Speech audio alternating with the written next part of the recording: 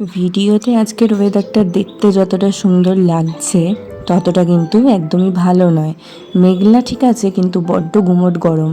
কালকে আমাদের এই জবা গাছটাকে কেটে দেওয়া হলো, অনেক বড় হয়ে যাচ্ছিল কিন্তু কিছুতেই ফুল হচ্ছিল না। তো আবার একটু ছেটে দিয়ে যত্ন করার চেষ্টা যদি হয়। আর গাছে অনেক দিন পর আবারও 5-6টা মতন বেগুন এসেছে। সকালবেলায় অর্ধেক কাজকর্ম সেরে আমি একটুখানি বাগান দেখতে এসেছিলাম। বাগান মানে আমাদের যেটুকু গাছ লাগানো আছে সেটুকুই আর কি। কিন্তু দাঁড়িয়ে দাঁড়িয়ে তো বাগান দেখলে হবে না, বেগুনটা হয়েছে দেখে আবারও খুব খুশি লাগে মনটা।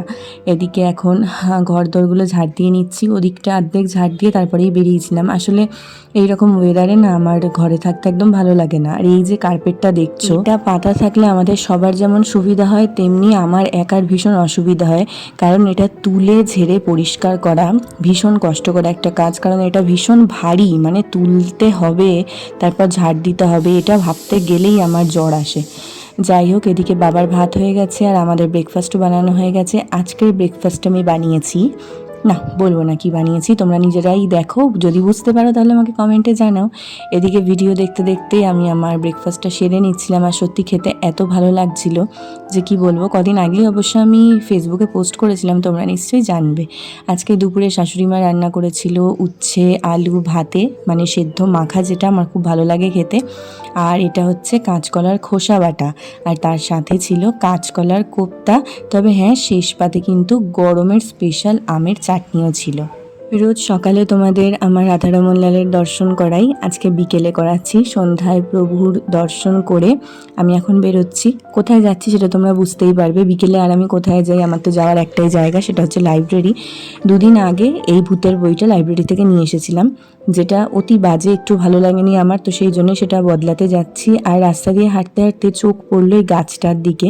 বিকেলের এই আধো আলো আধো ছায়ামাখা পরিবেশে এই হলুদ রঙটা গাছের সৌন্দর্যকে আরও অনেকটাই বাড়িয়ে দিয়েছে।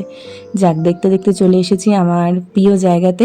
যেরকম কথা সেরকম কাজ। অন্য বই তো নিয়েইছি, আজকে আবারও সুচিত্রা ভট্টাচার্যের একটা বই নিয়ে এসেছি, যেটা আজকে রাতেই পড়া স্টার্ট করব। রাতের কিছু রান্না করা ছিল না, তাই এসে ঝটপট করে পটল আলু কেটে সয়াবিন সেদ্ধ করে পটল আলু দিয়ে সয়াবিনের তরকারি বসিয়ে দিলাম। আমার না এই তরকারিটা খেতে ভীষণ ভালো লাগে, রুটি দিয়ে বলো ভাত দিয়ে বলো যেটাই বলো না কেন, সিম্পলভাবে হয়, আমার সত্যি খুব ভালো লাগে। আর আমার মা খুব সুন্দর পটল আলুর তরকারি বানায়, সয়াবিন দেয় না, এমনি পটল আলুর তরকারিটা বানায়, ওই মায়ের মতন স্বাদের আর হয় না চেষ্টা করলেও।